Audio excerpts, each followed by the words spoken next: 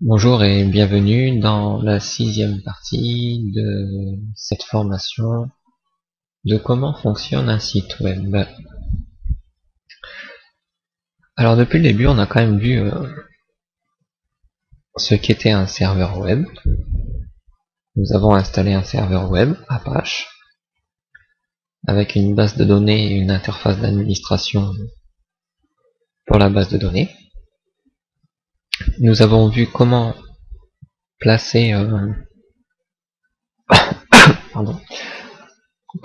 du contenu sur ce site web dans le répertoire root, le répertoire racine du site. Nous avons vu un petit peu quelles étaient les contraintes de ce répertoire, notamment quand on met deux sites. Nous avons vu un petit peu aussi la base de données et ses tables. Après, nous avons pris quelques notions sur le réseau au niveau de l'accessibilité par rapport aux adresses et aux noms. Par la suite, nous avons eu des notions sur les alias que le serveur web Apache utilise. Puis dernièrement, nous avons vu les hôtes virtuels. Pour préciser pour ceux qui n'étaient pas là dans les formations précédentes, l'écran que vous voyez est un ordinateur virtuel. Donc ça c'est pour vous faire voir que voilà, c'est un ordi virtuel. Pourquoi je vous dis ça? C'est parce que quand je vais parler de certains fichiers, par exemple quand j'édite un fichier dans l'ordi virtuel, celui dans lequel je fais la formation et celui qui possède l'environnement de serveur et tout ce qui s'ensuit, son fichier, si je descends le fichier au niveau de la barre des tâches, donc la barre qui est du bas, vous voyez que le fichier passe par derrière, il ne passe pas au-dessus. D'accord? Quand je vous fais voir un fichier qui appartient à mon ordi, vous voyez que le fichier est au-dessus de cette barre. Donc ça sera pour vous une distinction entre un fichier que je vous fais voir depuis le PC d'enregistrement et d'autres fichiers que je peux vous faire voir comme le navigateur. Donc le navigateur pareil, vous voyez, il passe au-dessus et en plus il y a un petit bonhomme par rapport à ici où il n'y a pas le petit bonhomme. Donc ça c'est pour vous faire voir quand j'y accède depuis mon PC en fait qui contient l'ordinateur virtuel. Ces deux ordi étant sur le même réseau, c'est pour vous faire voir l'accès au serveur depuis un autre ordinateur du réseau chez soi, pas d'internet, un réseau chez soi, pour pouvoir voir l'accès justement au serveur depuis un autre ordi. Car par défaut, on a accès au serveur depuis l'ordi où l'on se trouve. Et ça, on y aura facilement accès. Maintenant, avoir accès au serveur depuis un autre PC de notre réseau, ça implique des réglages dans le fichier de configuration d'Apache. Tout comme on va voir aussi par la suite que pour accéder depuis Internet, il y aura encore des configurations à apporter. Alors, dans le tutoriel précédent, nous avons vu les alias et les hôtes virtuels. Donc actuellement, notre dossier racine, si je vais dans EasyPHP Explorer,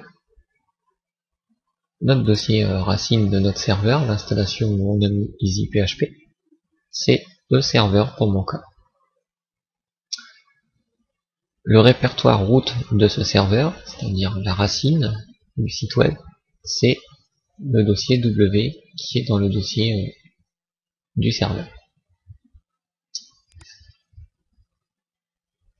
Ici, bon, ça j'avais créé des trucs, ça sert à rien. Donc, ensuite, à l'extérieur du dossier W, j'avais créé un dossier site 1 qui est un alias de site 1. Donc Donc là, dans le fichier de configuration d'Apache, j'ai créé un alias site1 qui correspond au répertoire e-serveur site1. Donc, ici, e-serveur site1. Ensuite, j'avais créé un autre alias tutoriel qui a comme répertoire c'est user tutoriel desktop test. Cela se traduit dans le monde à Windows, le disque dur C, le dossier utilisateur, le nom d'utilisateur en cours, donc c'est tutoriel pour moi. Desktop étant le bureau, un dossier de test se trouvant sur le bureau. Effectivement, j'ai bien un dossier test se trouvant sur mon bureau. Je rappelle que ma session c'est tutoriel. Et si je regarde bien l'adresse, c'est bien c'est user tutoriel desktop test. Et ce répertoire test, depuis mon serveur Apache, je l'appelle comme alias tutoriel. Un alias, c'est simplement le nom qui précède l'adresse du serveur. Donc si on prend 127.0.1, c'est 127.0.1 slash, par exemple, tutoriel slash. Et du coup, j'accéderai à ce répertoire qui est là sur mon bureau, qui est bien à l'extérieur de tout répertoire du serveur web. Et ensuite, pour les autres virtuels, donc on avait créé un virtual host. Cet hôte virtuel étant un dossier se trouvant sur mon bureau, un dossier qui s'appelle mon site web, qui est ici mon site web 1, dans lequel j'y avais placé deux dossiers, un pour le www qui sera le root de cette hôte virtuelle, qui est mon site web 1. Ce dossier, mon site web 1 www, son nom dans une barre d'adresse c'est mon site 1.web. Et j'ai créé sur cette hôte virtuelle qui est mon site 1.web un alias qui s'appelle web1 et qui va sur le répertoire d'alias de mon hôte virtuel, mon site web 1.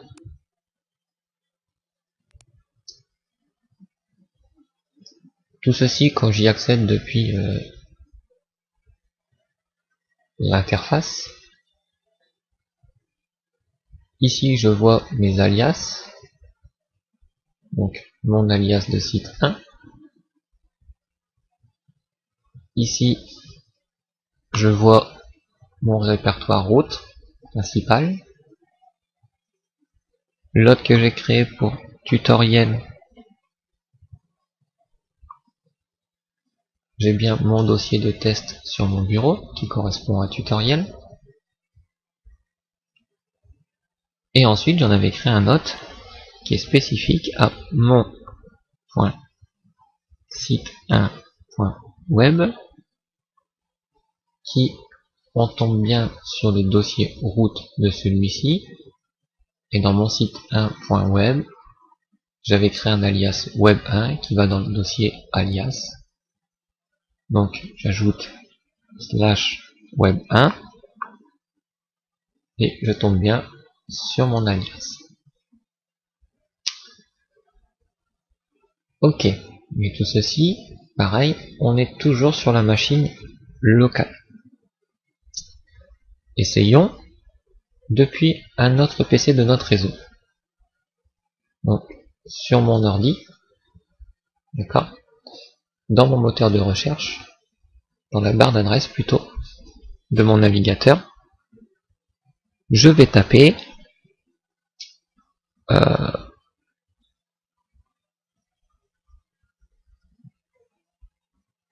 bon, je pourrais taper déjà les premiers, par exemple comme win-7 slash, c'est le nom de mon PC, donc qui répond bien mon dossier route. J'avais aussi ici un alias sur route qui était test, donc là j'ai pas le droit d'y accéder. J'avais un autre alias qui était site, je crois bien. que j'ai pas le droit d'accéder. Enfin, plutôt que ça n'existe pas. Regardons un petit peu les alias que j'avais créés, c'était site 1 et tutoriel. C'est parce que je ne prends pas les bons alias. Donc bah déjà site 1, j'ai juste à rajouter un 1 ici. Donc lui c'est 403, donc j'ai pas le droit. Pas le droit parce que le PC sur lequel j'essaye de me connecter, si je regarde site 1, j'ai autorisé uniquement pour le PC local. Si je voulais avoir le droit à ceci, j'aurais dû ajouter ici all, j'autorise provenant de tout. Là c'est j'interdis provenant de tout, ça je l'enlève puisque j'autorise provenant de tout. J'enregistre, et si sur mon PC, ici j'actualise pour mon site 1, j'ai bien mon alias de site 1. Maintenant le dossier test ici, j'avais un alias qui s'appelait tutoriel.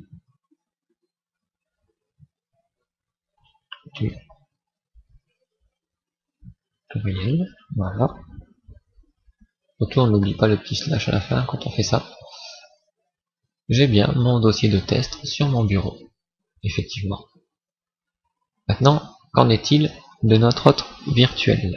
Donc, mon point site 1.web, je tape, et là, une erreur. Donc, il est vrai que j'ai oublié le slash à la fin. Donc, dans la barre d'adresse, je recommence, je mets le petit slash à la fin, et on voit page web inaccessible, résolution DNS a échoué. Effectivement, dans mon fichier host, sur mon PC, ici le fichier de mon PC, hein, parce que, comme vous voyez c'est au-dessus, j'avais associé une adresse qu'on avait déjà définie auprès du HTTPD, que le 5.230 correspondait à mon site web, à mon.site.web. Donc maintenant je vais lui dire, bah, le 5.230, tu l'associes à mon site 1.web. Et ceci, je l'enregistre dans mon fichier host de mon PC à moi. Donc le PC en réseau sur lequel vous essayez d'y accéder. À nouveau, je reviens ici et j'actualise.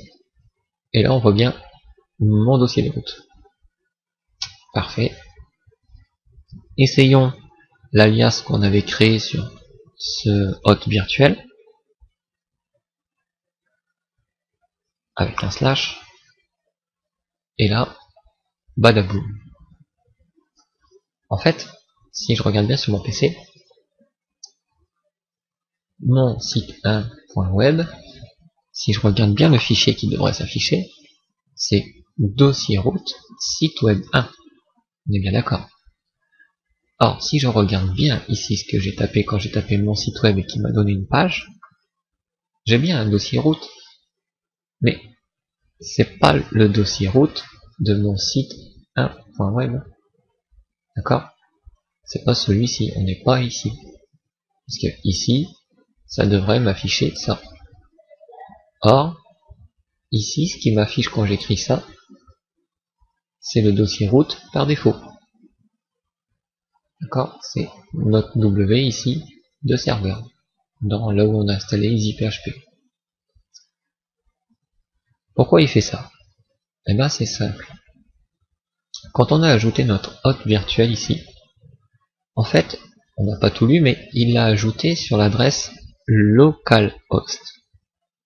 En d'autres termes, on a déjà vu, localhost interdit toute communication avec le réseau, même local. Localhost, il n'y a que la machine qui parle avec elle et c'est tout. Donc ça veut dire qu'il n'y a que cette machine actuellement qui peut accéder à cette hôte virtuelle, ici, qu'on a créé, mais qui est sur 127.0.0.0.1. Donc on voit bien qu'au niveau du fichier host, mon site 1.web est aussi lui associé à 127.0.0.1, ce que EasyPHP a ajouté tout seul au moment où on l'a fait. On avait vu que pour passer du localhost sur notre serveur, on avait passé comme ceci. Et ben, on va faire la même chose. Je vais recopier l'adresse de mon PC.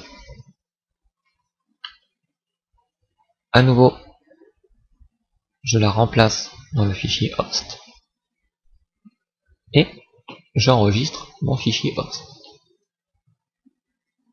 Si maintenant il a 3 noms différents pour la même machine. Et dans le fichier d'Apache, ici le 127.0.0.1, je le remplace par l'adresse IP locale. Donc 5.230 dans mon cas. Pour ceux qui n'ont pas suivi, regardez les tutoriels précédents. Donc, je vais enregistrer ce fichier d'Apache. Pas d'erreur au niveau des IPHP. Ça a bien été modifié, il n'y a pas d'erreur. Si je regarde ici dans ma page d'administration et que j'actualise, vous voyez qu'ici, mon Virtual Host Manager n'a plus l'hôte virtuel. Mais il a disparu. En fait, ceci est dû parce que ce plugin, ce qu'on a ajouté, ce module, il liste les hôtes virtuels qui sont sur l'adresse locale. Donc le 127.0.0.1. Et comme nous on l'a changé en 192, du coup il n'apparaît plus dans cette liste. En fait, en d'autres termes, le virtual host là, si on reste toujours sur notre PC local, ça nous sert bien. Et si on pense à vouloir débloquer l'accès du site pour pas y avoir seulement accès depuis ce PC là mais d'autres PC, alors le Virtual Host Manager ne nous servira à rien. Et par conséquent, nous devrons le faire nous-mêmes. Donc, ce plugin, vu qu'il ne sert à rien, on va le supprimer. Alors, comment désinstaller un module? On nous le dit. Si vous voulez désinstaller un module, vous devez déplacer ou supprimer le répertoire module Virtual Host Manager. Chose que je vais faire puisque ça sert à rien que je conserve ce module vu qu'il ne servira plus. Donc je vais dans mon dossier principal. Donc pour ça, je retourne ici, EasyPHP, Explorer. Je sors de mon dossier W pour aller au dossier au-dessus. Puis il me dit dans mon dossier module, j'ai un dossier Virtual Host Manager.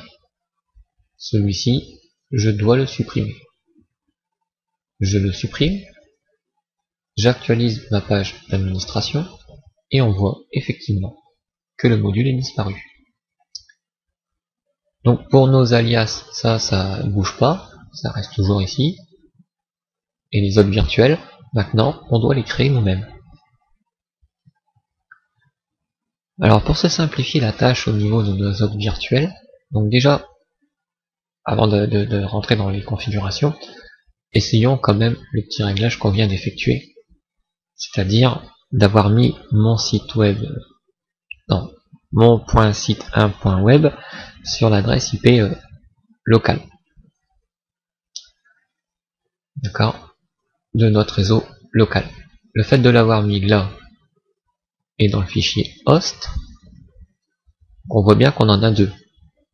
Mon site web tout seul, qui pointe sur la machine tout seul, donc lui en l'occurrence il est censé arriver dans le répertoire par défaut.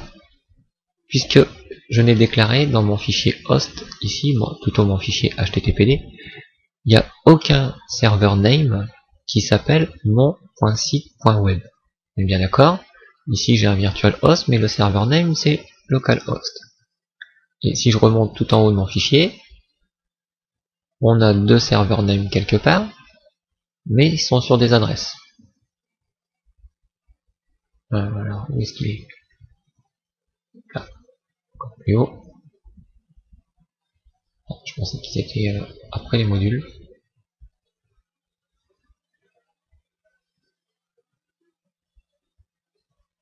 Voilà, on en a deux autres qui sont ici, mais qui sont sur les adresses. Donc on est bien d'accord que mon .site.web n'existe pas. Comme il n'existe pas, mais que celui-ci est relié à l'adresse IP et que Apache écoute sur cette adresse IP. Puisqu'on a dit dans Apache, listen. Au-dessus des modules, listen, écoute. Comme il écoute, il va répondre. Comme il ne sait pas à qui est destiné ce site, alors il va le donner au répertoire par défaut. Voilà à quoi il nous sert le répertoire par défaut. Donc, on en a bien deux. Un tout seul qui est mon site web, et un deuxième qui est mon site 1.web. Ça, c'est OK. Essayons premièrement sur la machine. Donc, mon site 1.web, j'actualise, il me répond bien dossier route site web 1. OK. Maintenant, si je dis mon site.web, là j'ai bien mon dossier route. Donc, le dossier par défaut. Hein, n'oublie pas. De même, si j'essaye sur mon PC. Donc ici, je vais lui dire mon site.web. Vu qu'il répondait tout à l'heure bien sur mon site 1, mais qu'il m'a affiché le dossier route, ici, il ne devrait pas y avoir de souci pour ce qui m'affiche le truc. Et là, je me rends compte qu'il ne me l'affiche pas. Pour la bonne raison, c'est que dans mon fichier host, pour l'instant, je n'ai enregistré que mon site 1.web. Et du coup, j'ai plus mon site.web. Ce qui fait que quand je veux accéder à mon site.web, j'y ai pas accès. Pour y avoir accès, il faudrait que dans mon fichier host, du PC auquel j'essaye d'avoir accès à l'autre PC, n'oubliez pas que mon PC c'est 5.90 et celui qui a le serveur, c'est-à-dire celui-ci, ce PC là, c'est 5.230.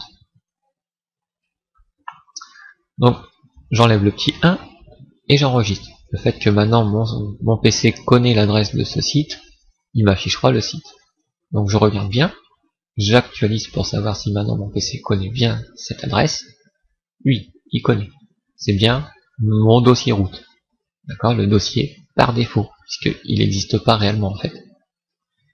Et si je dis mon site 1.web, cette fois-ci, il m'affiche bien dossier route du site web 1. Ok.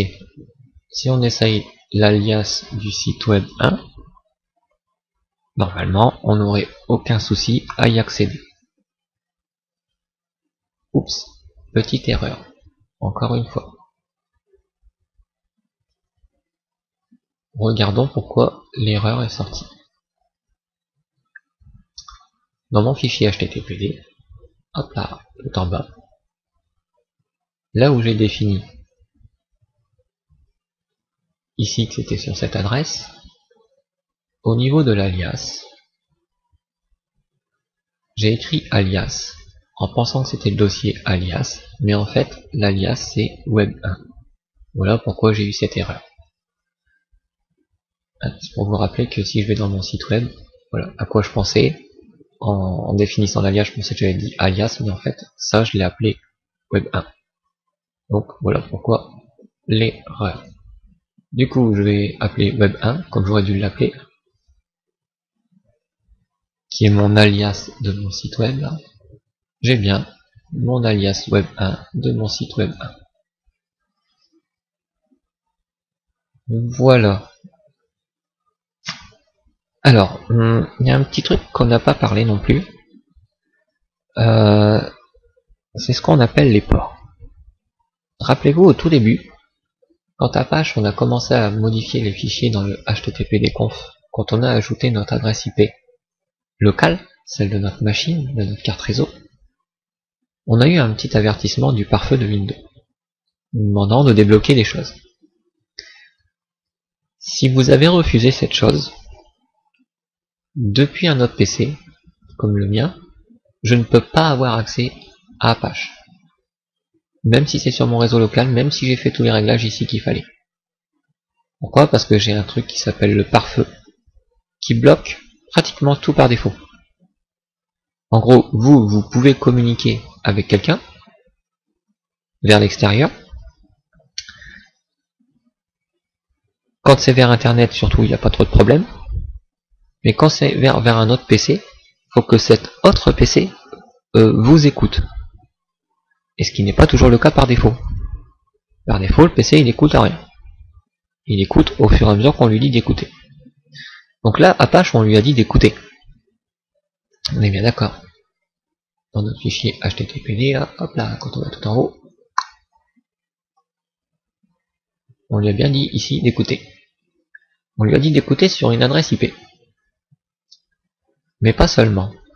On lui a dit aussi d'écouter sur un 2.80. Ça, ce 2.80, c'est ce qu'on appelle un port. Un port, imaginez-vous que c'est comme une porte d'entrée sur votre carte réseau.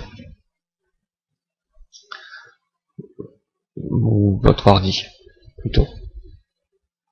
Donc, c'est votre ordi. Donc le port qui est...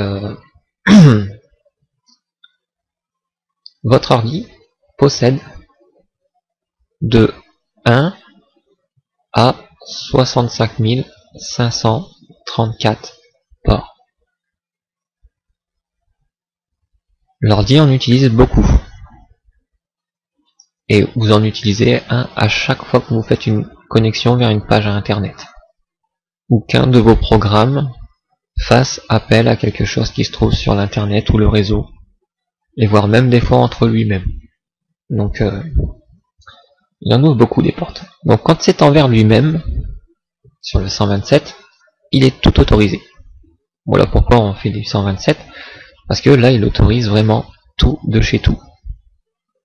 Mais en même temps, il autorise que pour ce PC là et que sur lui-même. Donc ce qui est très utile, dans un sens, pour des tests. Par contre, quand il est en réseau, l'ordinateur, son pare-feu, va interdire tout. Sauf ce qu'on va autoriser. Alors c'est pour ça que quand vous installez des programmes, certains programmes vous demandent si vous voulez débloquer le pare-feu. En fait, ça veut dire que vous allez ouvrir une porte. Voilà. Donc si vous avez le problème de cette porte qui n'a pas été ouverte, pour l'ouvrir, c'est assez simple.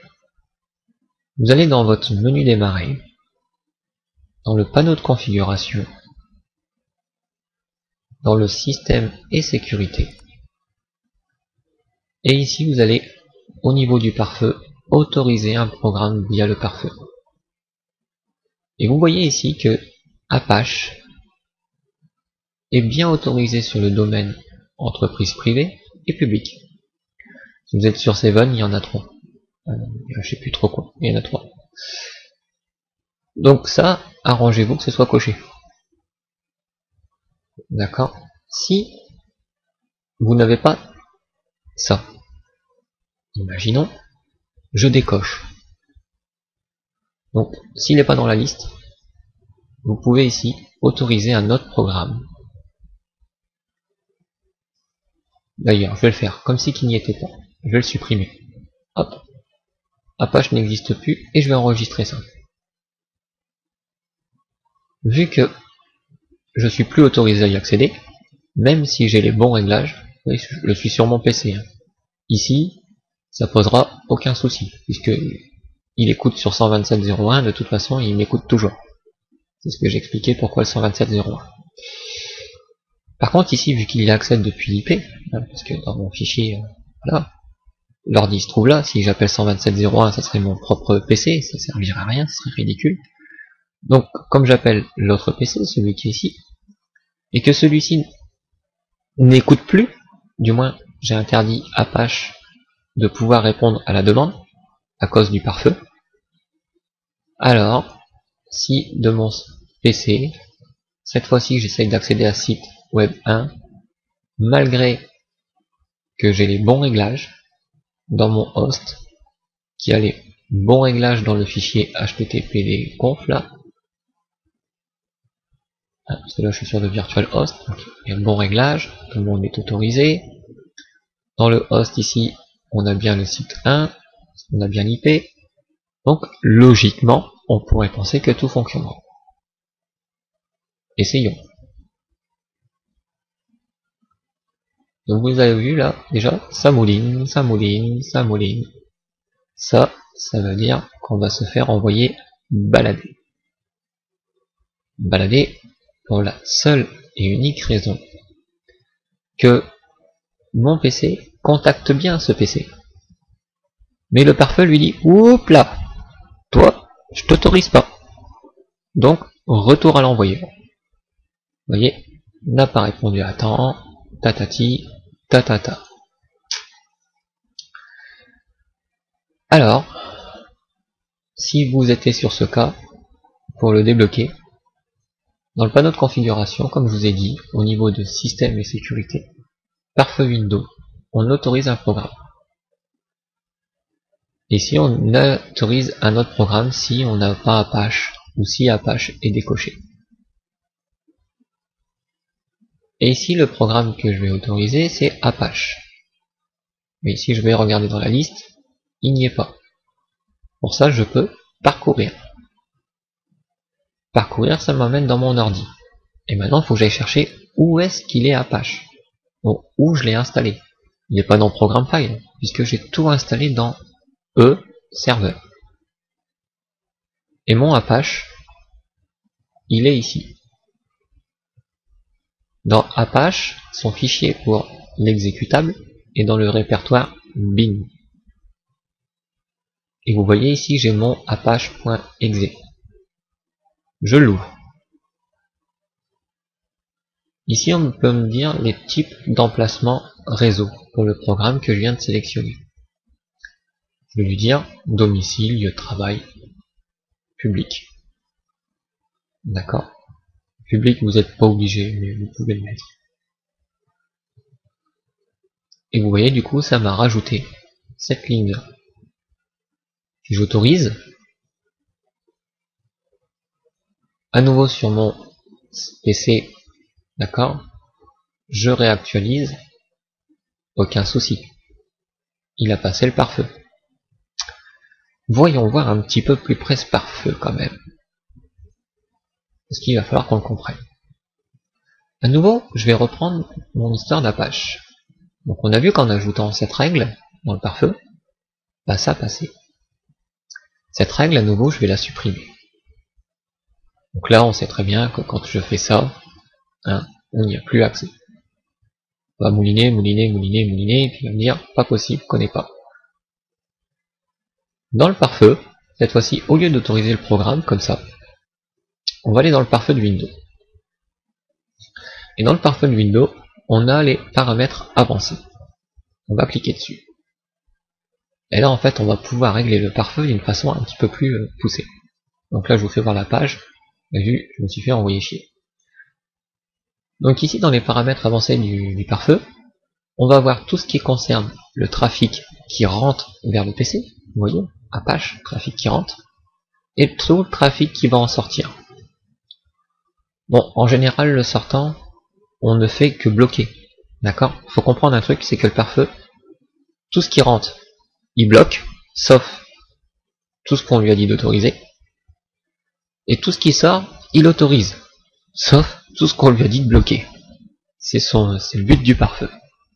Bon, sachant ça, dans le trafic entrant, on voit qu'il avait créé 2 règles pour Apache. Soit vous les avez ces règles, soit vous ne les avez pas. Si vous les avez pas, de toute façon, tout à l'heure je vais les supprimer pour les recréer. Vous allez voir pourquoi. Donc ici, je vais double-cliquer sur la deuxième, pour voir ce qu'il me dit. Donc en double-cliquant, il me dit, voilà le nom de ta règle, je l'ai appelé comme ça. Dans l'action, j'autorise la connexion. Donc voilà. Programme et service, ce qui est concerné, c'est ce programme.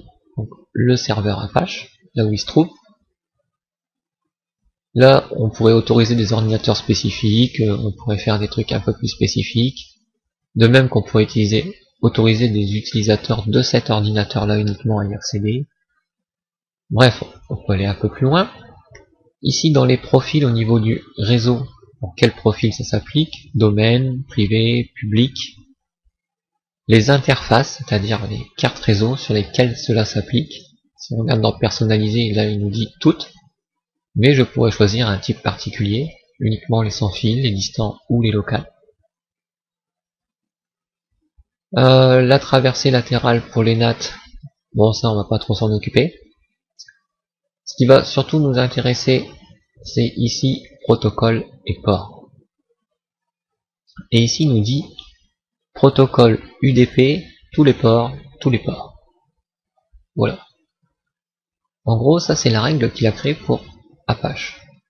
Une première règle. Donc, ce qu'on a dans cette règle, c'est le nom, l'autorisation.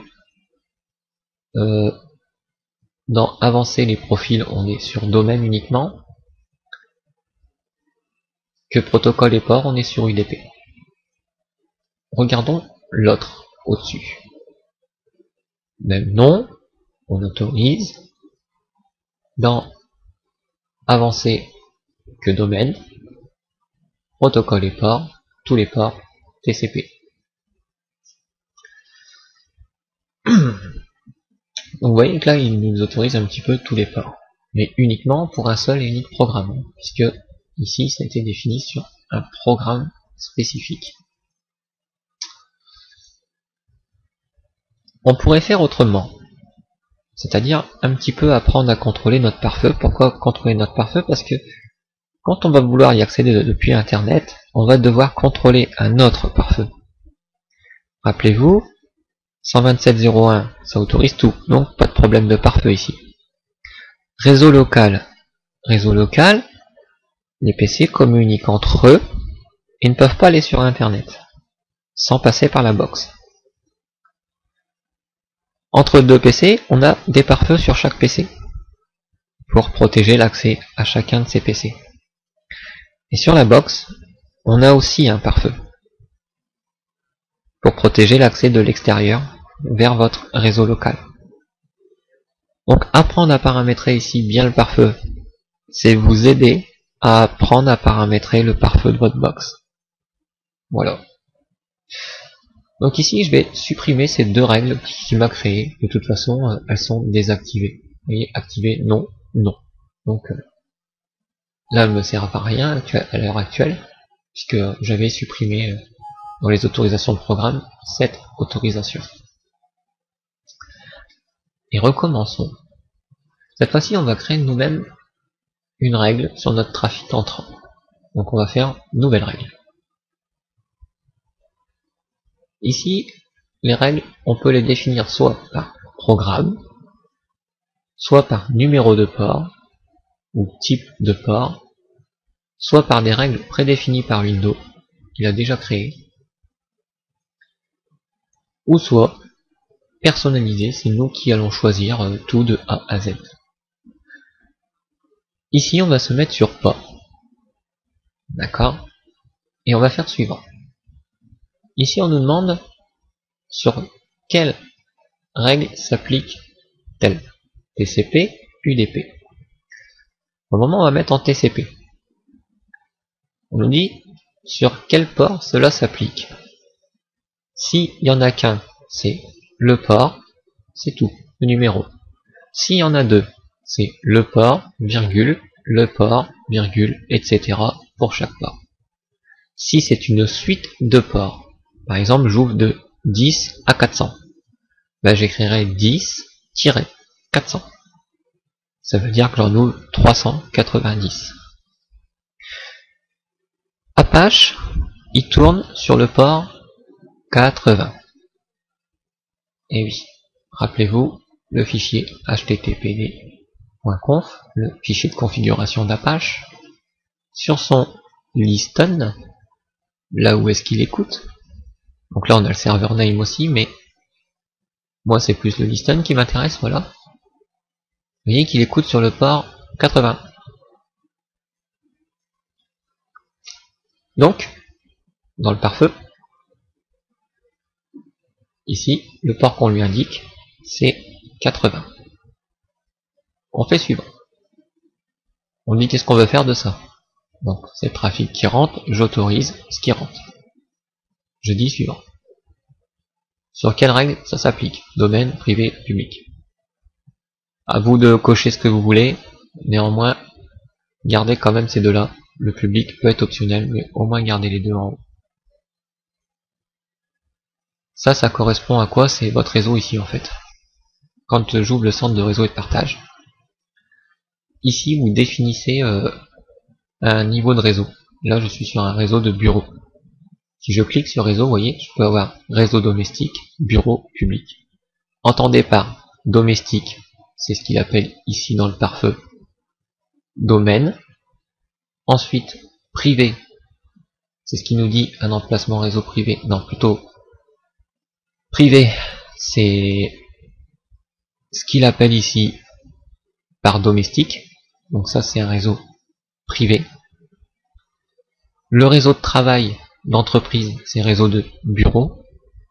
Donc c'est domaine, un réseau de domaine. Et le réseau public, bah, c'est public. D'accord? Domaine pour l'entreprise, donc c'est le travail. Donc, privé, c'est pour l'environnement de chez soi.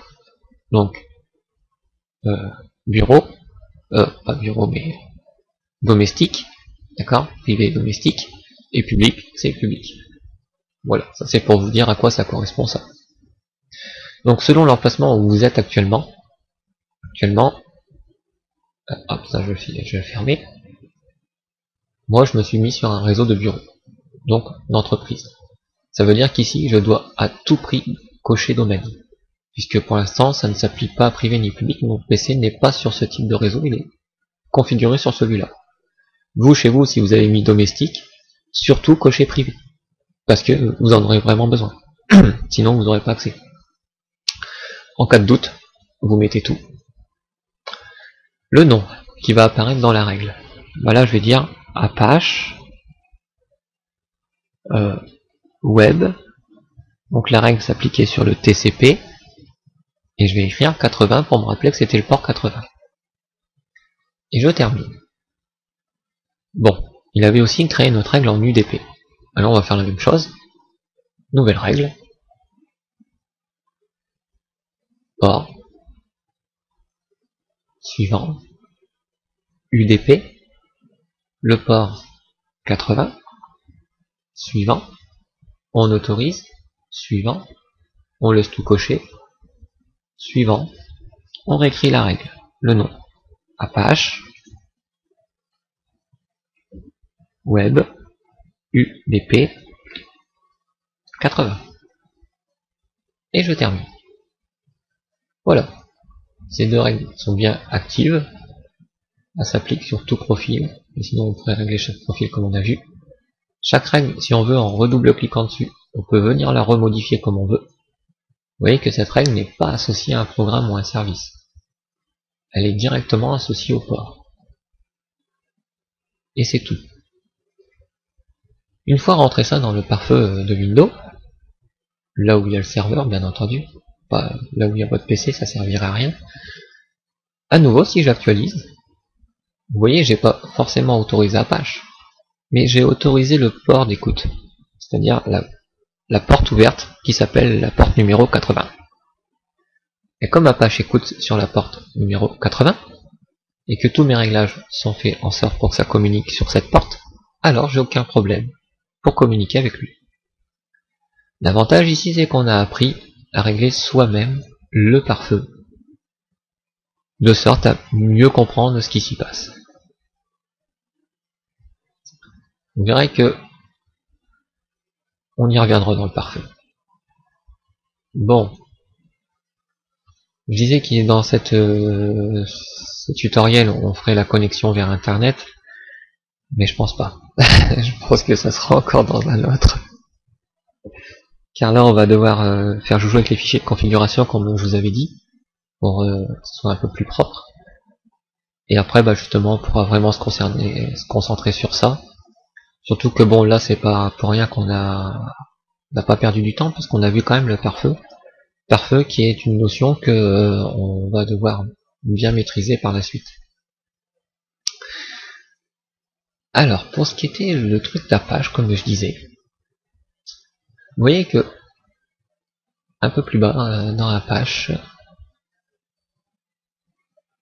donc tout ce qui est écrit dans ce fichier là, que EasyPHP traite, donc hop là, je vais fermer un petit peu tout ça, voilà, donc là j'ai mon répertoire de modules, donc ici, le httpd-conf qu'on a ouvert, c'est celui que EasyPHP utilise. Et EasyPHP fait plein de fichiers httpd-conf. Apache utilise le sien, comme on a vu, comme je vous avais parlé. Conf.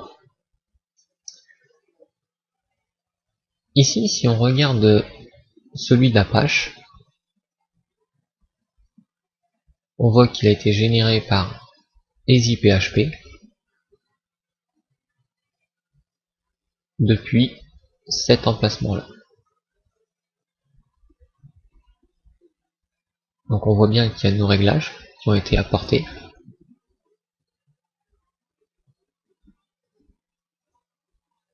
Hop là. Ces réglages-là, vous voyez qu'on n'a pas touché du tout à ce fichier.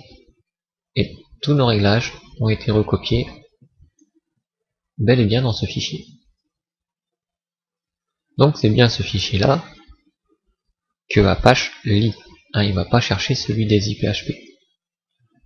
Par contre, EasyPHP permet d'écrire ce fichier. En d'autres termes, si j'écris quelque chose là-dedans,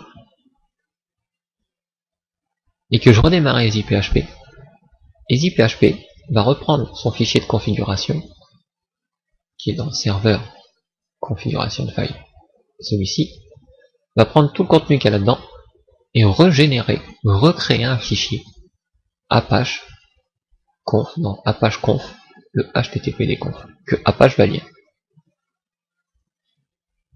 Donc en d'autres termes, si on modifie un fichier, ça ne va pas être celui-là. Puisque à chaque fois qu'il y aura réécriture, ce qu'on aura mis là, ce sera effacé par EasyPHP. Si on veut que les paramètres qu'on fasse restent, donc on doit toujours rester dans le httpd-conf, celui qu'on modifie depuis le début de cette formation. Contrairement à ce que vous pouvez trouver sur internet avec le fichier de configuration d'Apache. Mais si vous utilisez justement un truc comme EasyPHP ou AMP ou MAMP, faites attention parce qu'ils utilisent des fois leur propre fichier de configuration la plupart du temps. Néanmoins, on va quand même pouvoir... ici, ce qui me dérange la plupart, principalement, c'est cette partie. La partie d'une part virtual host. Donc chaque virtual host pouvant avoir les alias, comme on a vu, à l'intérieur de ce virtual host. Pour ce qui est des alias, ça va pas trop poser de soucis. En plus, si on veut garder cette page qui gère les alias, comme on a vu ici, autant les laisser dans ce fichier-là, les alias. Mais attention, ici, on entend parler d'alias, ceux qui vont concerner uniquement le répertoire root. D'accord? Parce que ce fichier-là, ça concerne que le serveur, que le dossier W, en fait, finalement. Le serveur par défaut, plutôt. Alors que ceux-là ne seront pas listés. Vous voyez, par exemple, ici, j'ai un alias web1, qui n'existe pas dans les alias ici par défaut, donc site 1 et tutoriel. Si je regarde bien ici, je n'ai que site 1 et tutoriel. Mes alias pour mes zones virtuelles n'apparaîtront pas de toute façon ici. Ici, c'est que pour le serveur local d'Apache. Sachant cela, chaque fois que j'aurai besoin de créer un alias uniquement pour Apache, pour le serveur par défaut, j'utilise cette interface. D'accord? Ou je viens l'écrire ici à la suite, comme j'ai fait pour le deuxième. Par contre, pour les autres virtuels, je vais m'arranger à sortir tout ce fichier, toute cette configuration. Je vais demander je vais la placer dans un autre fichier. Pourquoi faire ça? Bah, vous allez voir. Déjà, tout ce qui est dans le httpd-conf là, je le coupe. Hop, je l'enlève de là. Je vais me créer un nouveau fichier. Et dedans, je vais y coller tout ça. Ensuite, le fichier que je suis en train de créer doit s'appeler à la fin .conf. D'accord? Et par habitude, ce qu'on retrouve généralement, on nomme pour chaque hôte virtuel que l'on va créer, on va créer un fichier spécifique par hôte. Vous voyez, au lieu de mettre tous les hôtes ici à la suite, les uns en dessous des autres dans ce fichier-là, en fait, on va créer plusieurs fichiers. Et dans chaque fichier, on mettra un hôte virtuel qui aura sa propre configuration. Donc ça, c'est le but qu'on va faire. Pour donner un nom à ce fichier, savoir comment on l'appelle, en général, on prend le nom du server name qu'on donne à cette hôte virtuelle, suivi du point .conf, des types de fichiers de configuration que Apache utilise. Alors, maintenant, ce fichier de configuration, il va falloir l'inclure ici, pour que quand EasyPHP va lire le fichier d'Apache, son fichier de configuration, du moins, pas le fichier d'Apache directement, mais le fichier d'EasyPHP, quand il va lire tout ça, faut qu'il inclue les fichiers que l'on va lui créer à côté, qui aura tous nos hôtes, pour que lui-même il prenne le contenu de chaque fichier et il l'écrive à la suite des hôtes, pour tout mettre dans Apache. Alors, et voilà. Donc ce fichier là, news2, je vais sur mon serveur, donc mon dossier, serveur. Ici j'ai deux choix. Soit les fichiers .dot virtuels, je les mets ici au niveau de mon serveur conf file, ou soit je les mets au niveau d'Apache. Apache, comme on a vu, il a un répertoire de conf. Sa configuration principale, c'est ce fichier. Vous avez vu qu'il a des extras. Et dans ces extras, il a un extra comme là, qui s'appelle httpd vhost.conf. On va éditer ce fichier. Et ici, vous voyez, on a un virtual host, même deux, qui sont deux virtual hosts de test et d'exemple, d'accord, pour vous faire voir qu'est-ce qu'on met dedans. Et vous voyez comment il a appelé ce fichier là.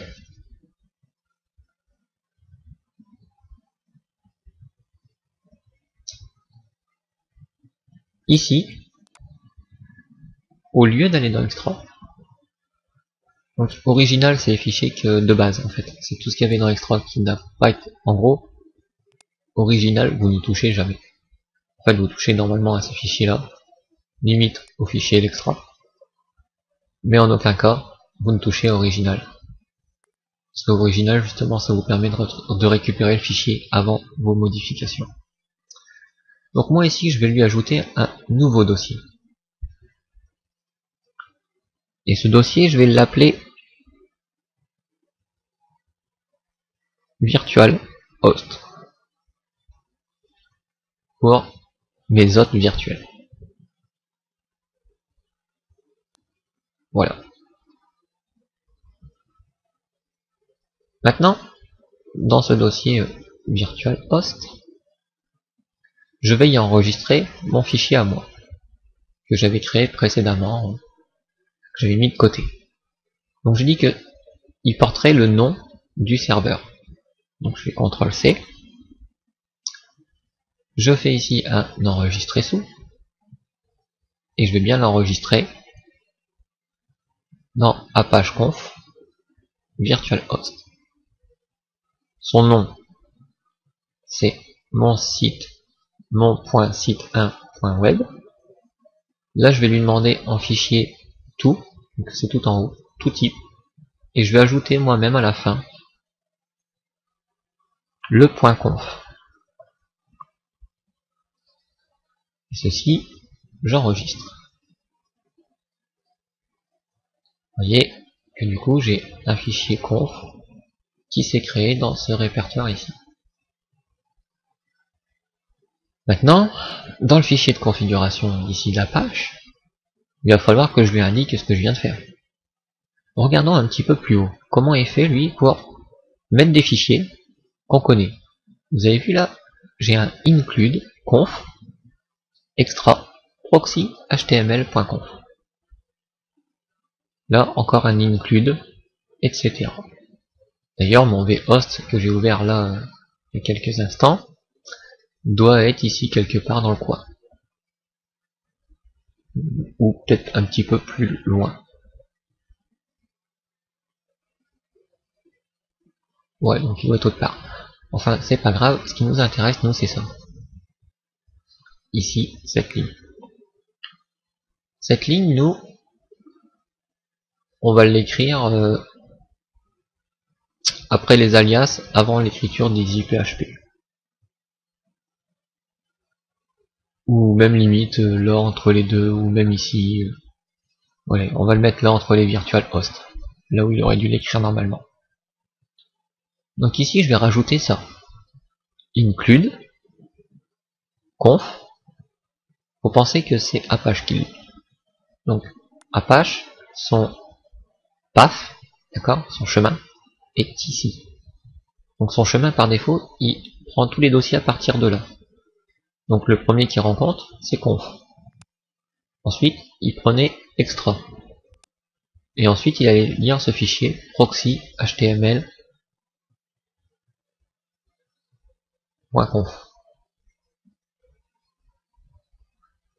Et bah là, je sais pas où il l'a trouvé. À moins que ce soit au côté EasyPHP, je vais regarder. Mais ici, il n'y a pas de répertoire extra, donc ça ne peut être que là. À moins que... Non. Donc c'est bien ici, en conf. Je vais regarder peut-être parce que c'est EasyPHP qui l'a modifié, donc si je regarde dans les fichiers originaux, est-ce que j'ai ce truc là, proxy? J'ai pas ça. Bon, pas grave. De toute façon, ici, ce qu'il faut retenir, c'est que nous, quand on rentre dans conf, on va pas dans extra, mais on va dans virtual host. Donc ça, je vais copier puisque c'est le dossier que j'ai créé. Et ici, mon virtual host, il se trouve dans conf, il se trouve ici, dans virtual host. Je l'ai appelé le fichier mon.site1.web. Donc ça, j'enlève. Et qui se finissait avec l'extension .conf. Je vais enregistrer. Apache va prendre en considération l'enregistrement. Donc ici, je crois qu'on peut nettoyer normalement. Je sais plus comment on fait.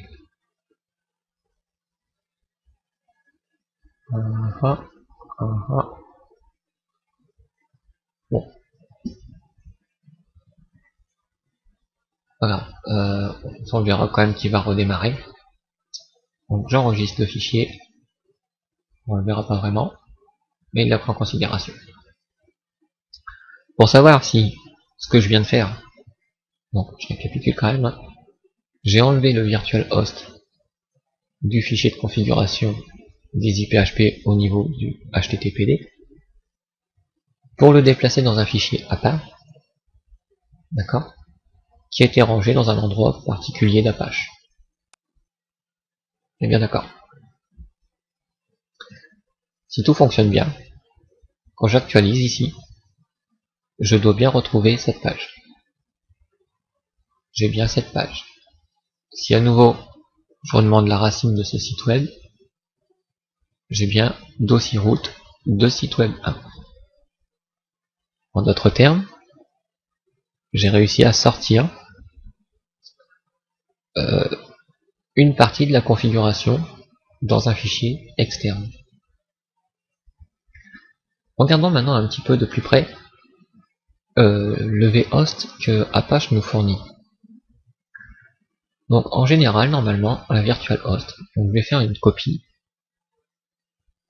Ça, je vais le fermer du coup. Et ici, je vais rester dans mon fichier de configuration que j'avais créé au début, EasyPHP un petit peu créé, et je vais coller ça. Et ici, en fait, pour définir un virtual host, normalement, on dit ça. Virtual host, ça voulant dire tout. Pour toute adresse IP, que ce soit 127 ou 192, ainsi de suite, mais sur le port 80, uniquement sur celui-là, tu définis l'adresse de l'administrateur, une adresse web comme vous le voyez, tu détermines le document route, tu détermines le nom du serveur,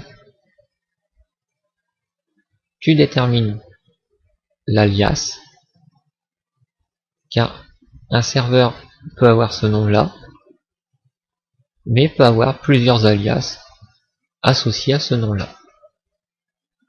Ensuite, en général, tu as des fichiers d'erreur et des fichiers d'accès, comme vous le voyez. Normalement, ces options, c'est les options qu'on met à la base par défaut. Donc, si je remodifie un petit peu mon fichier là, qui existe, donc déjà, je peux remplacer mon adresse IP là par étoile 2.80, comme il fait. Ensuite, ici, je vais faire un petit peu de place. Je vais me copier tout ça. Hop, je vais le mettre là-haut. Et je vais remplacer les paramètres pour l'adapter. Donc le premier étant le site. Donc le site, le nom il est là, server name. Donc le serveur admin, ce serait webmaster en général, c'est comme ça qu'on l'appelle. Et ici on dirait que c'est mon site 1.web. Ensuite le document route. Ah, le document route, on le voit bien où il est. D'accord? Il est ici. Pour moi. Donc je peux le copier mon document route et le remplacer par celui-ci. Puisque le mien il fonctionnait bien. Le serveur name ici que j'ai créé. Ah, le serveur name il est ici. Bon, bah finalement, je peux prendre ces deux lignes et les remplacer par ces deux-là. Voilà. L'alias. On voit que ça peut être le nom du serveur précédé d'un W devant. Donc, je remplace par ça.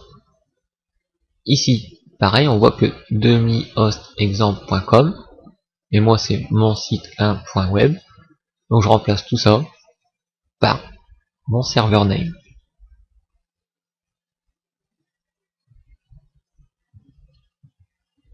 Voilà.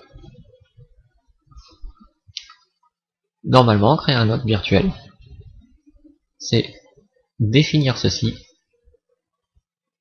Quand on définit un document route, il va falloir définir les options du répertoire. D'accord? Document, répertoire.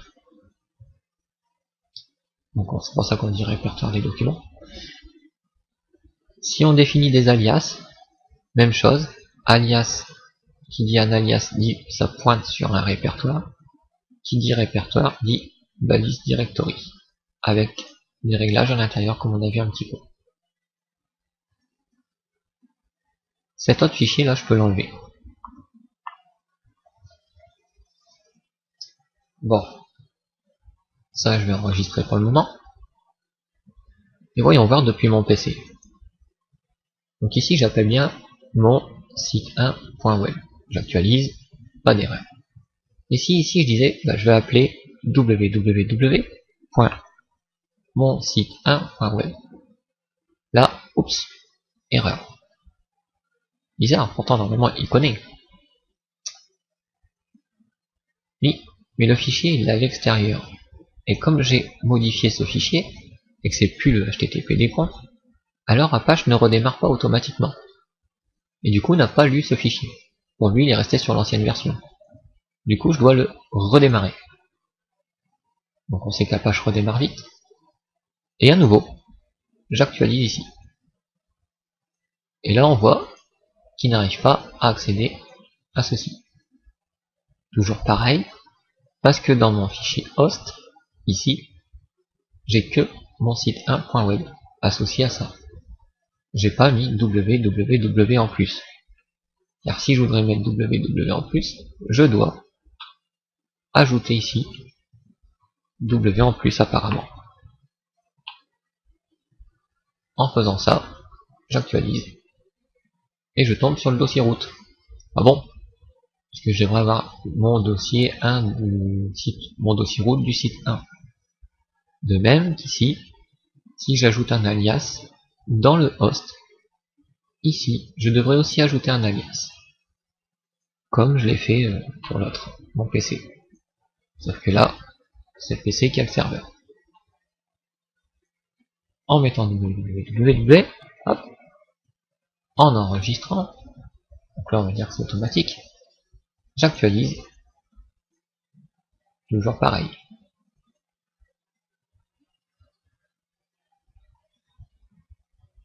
Est-ce que je ne me suis pas planté dans le fichier de configuration?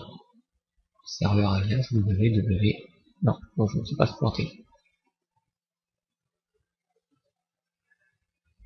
Donc c'est censé fonctionner.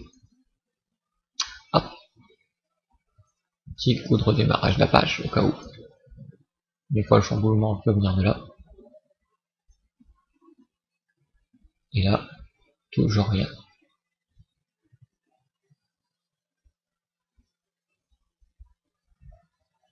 Bon, c'est pas grave, de toute façon les alias, pour le moment, on n'en a pas besoin.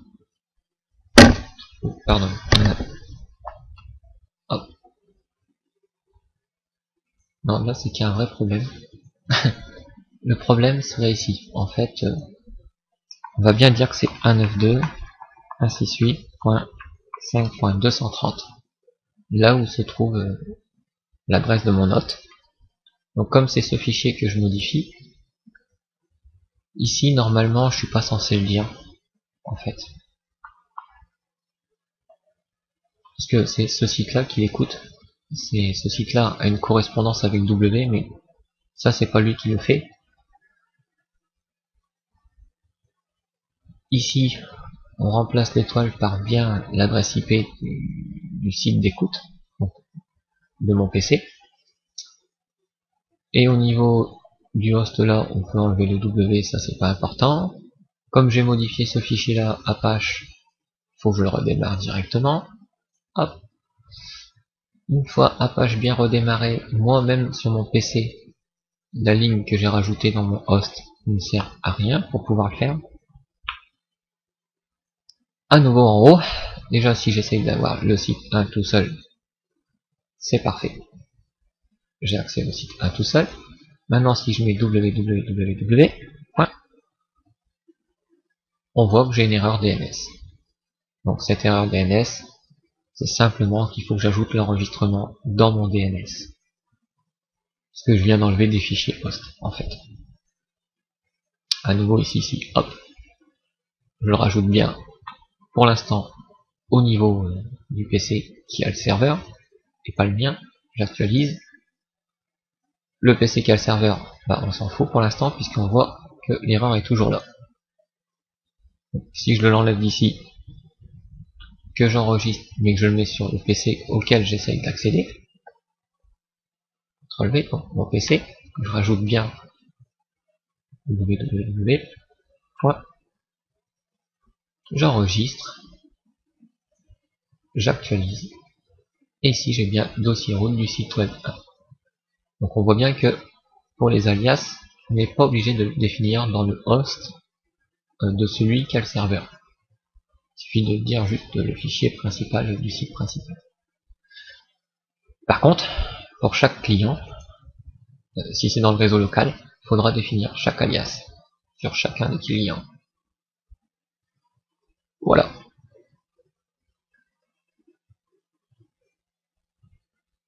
Donc, pour ce qui est des virtual hosts, on a fait un petit peu le tour. Alors la prochaine fois, on fera un truc... Alors déjà, on verra comment lier ça au niveau d'internet, comment avoir son propre nom de domaine. comment régler le pare-feu de chez soi. Donc là pareil, vous devez absolument avoir accès à votre routeur, sinon ça sera pas possible et du coup vous devrez vous reporter sur l'autre solution qui sera de prendre un hébergement. Donc la première, ça sera vous-même, vous faites votre hébergement. D'accord? Les gens se connectent à votre PC de chez vous, on va dire, sur la connexion internet de chez vous. Ou alors vous prenez un hébergement, c'est un stockage sur internet avec des accès spécifiques pour que vous puissiez y accéder, et les gens ils se connectent là-bas. Voilà. Pour ce qui sera des hôtes virtuels, dans le prochain tutoriel, on va créer 3 sites virtuels. Dans le premier, on mettra un site de type CMS, publication de contenu un peu généraliste, comme on a déjà vu. Sauf qu'on avait mis Joomla, mais là, je sais pas, on mettra peut-être un autre pour l'exemple. On mettra un CMS aussi de type boutique en ligne, donc qui s'appelle PrestaShop. Et on en mettra un autre de type, comme il y a sur tutoriel.unixver.net, c'est ce qu'on appelle un type social, réseau social. Donc on en mettra un de ce type là aussi. Et à la place du Joomla, bah, il y en a plein, il y a Drupal. Non, on va mettre un type blog par exemple, qui est WordPress, qui est très connu aussi. Donc voilà ce qu'on fera dans le prochain. Donc on aura trois sites. On va créer 3 bases de données, 3 utilisateurs différents, 3 bases associées à ces utilisateurs. On installera ces 3 sites sur 3 hôtes virtuels. Et on s'amusera à y accéder depuis un PC sur notre réseau. Et enfin, on essaiera de mettre l'accès depuis l'internet. Et dans sûrement un prochain tutoriel, parce que là, ça sera pas possible tout dans un seul, je pense pas, on verra ce que c'est au niveau de l'hébergement, c'est-à-dire de prendre un hébergement et de mettre son site sur un hébergement. Et par la même occasion, on verra comment avoir son nom de domaine. D'accord? Parce qu'au début, on va juste se fixer sur l'adresse IP, sur un nom de domaine un petit peu aléatoire, mais après on verra comment le personnaliser ce nom. Donc voilà. Donc comme vous voyez, cette formation ne touche pas encore vraiment à sa fin, hein. On a encore au moins 2 ou 3 tutoriels qui vont suivre, avant de terminer complètement ce chapitre. Et dans éventuellement un tout autre chapitre, on verra la création d'un site web. Donc on verra la création d'un site web en plusieurs parties. Il y aura une partie qui concernera, on va dire, les sites statiques, les sites que l'on crée et qu'on ne modifie pas tout le temps. Des sites dynamiques mais sans base de données. Donc là, on étudiera le langage PHP. Dans le premier, ce sera plutôt le langage HTML et CSS. Peut-être éventuellement du JavaScript, mais on restera sur des trucs de base pour le début. Après, celui dynamique, ça sera que des pages PHP. Mais il n'y aura pas de base de données. Enfin, le troisième, ce sera un site avec une base de données, donc on verra comment on peut communiquer avec une base de données. Bien entendu, ça fera appel à la programmation, hein, tout ça. Et la dernière partie, ce sera cette fois-ci de mettre un site qui existe, comme Joomla ou autre, mais de le décortiquer, de voir comment on peut y apporter des modifications ou autre. Donc, vous voyez, sur la création d'un site, il y aura quand même 4 parties. Donc bien entendu, on ne réalisera pas un site entièrement de A à Z, puisque ça me prendrait trop de temps. Mais on verra les brèves notions en fait, hein, entre les différentes, comme je vous ai dit, les différentes parties, hein, entre statique, dynamique avec base de données, ou tout près. Et ça sera après à vous de vous faire vos idées. Et bon, par la suite, on verra peut-être qu'un jour on en créera un en entier de A à Z. Ça sera, je sais pas, on verra. Bon, enfin, Pour ce tutoriel là, c'est fini. Je vous retrouve sur le prochain, comme je vous dis, qui concernera la création de 3 hôtes virtuels, de mise en place de 3 types de sites différents dans ces hôtes, de pouvoir tester l'accès local sur le réseau local et enfin sur l'internet. Voilà. Donc je vous dis à bientôt. Au revoir.